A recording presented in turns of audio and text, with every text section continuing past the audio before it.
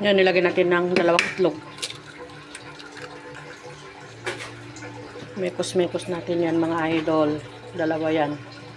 Nilagyan ko rin siya ng konting butter para mas masarap, diba? Ayan. Pwede na talagang kakain na tayo. Kainan na. Diba? Okay na. Kain na po. Dan. Ng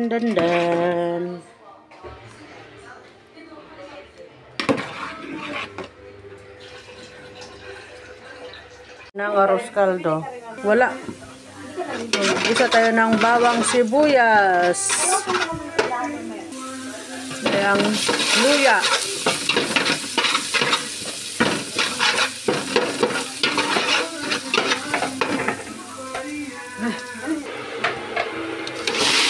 Natin yung puro wings ng manok.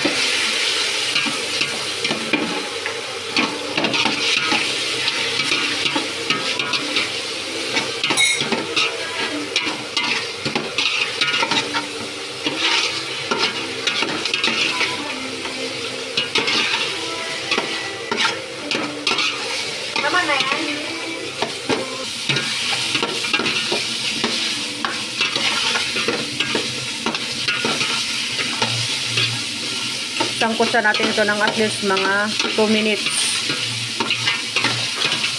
Tapos lalagyan ng tubig.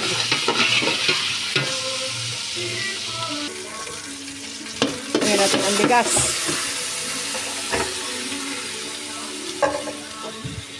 May bigas pa, dami na kayo. Yeah.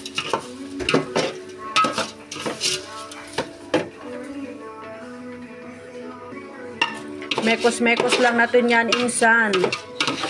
Mekos-mekos, insan. Pag na mekos-mekos na, lagyan natin ng tubig.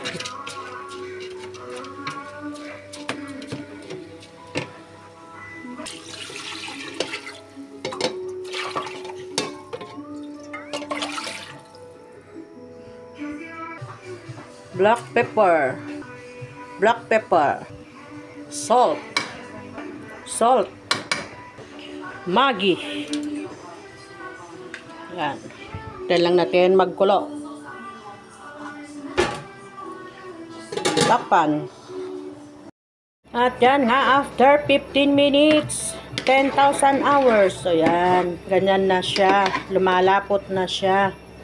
Lumalagkit na, kasing lagkit na ng jowa mo. Pero mamaya, hindi na mag-sweet yan. Iiwan ka din yan. Para magkabuhay, lagyan natin ng kulay. Turmeric lang yon mga parts. Pag maglagay kayo ng kulay sa lugaw, turmeric lang. O, diba?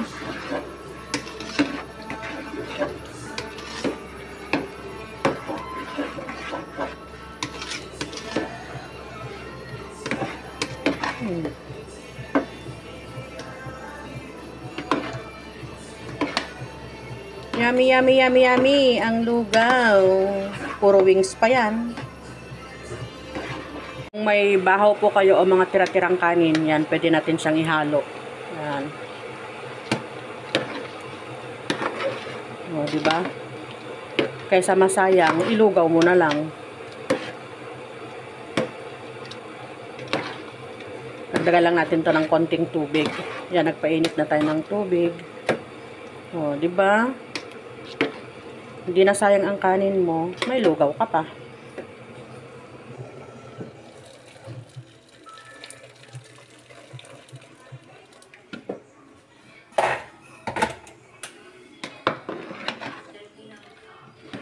O, mga kwanto. 10 minutes pwede na.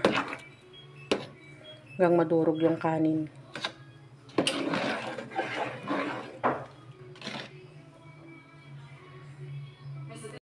Naarat na mga idol, magkaon na kaon.